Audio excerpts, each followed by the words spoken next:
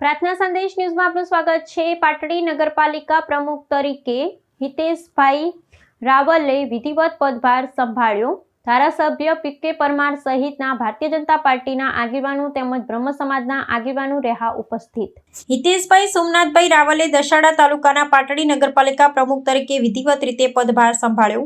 આ પ્રસંગે શાહીન દસાડાના ધારાસભ્ય પીકે પરમાર ખાસ ઉપસ્થિત રહ્યા હતા। નગરપાલિકા ખાતે યોજાયેલા કાર્યક્રમમાં સંગઠનના હોદ્દેદારો, ચૂંટાયેલા સભ્યો, વડીલો અને મોટી સંખ્યામાં કાર્યકરો હાજર રહ્યા હતા। ઉપરાંત બ્રહ્મ સમાજના આગેવાનો પણ ઉપસ્થિત રહી નવયુક્ત પ્રમુખને શુભેચ્છાઓ પાઠવી હતી। કાર્યક્રમ દરમિયાન નવયુક્ત પ્રમુખનું ઉષ્માભર્યું સ્વાગત કરવામાં આવ્યું હતું।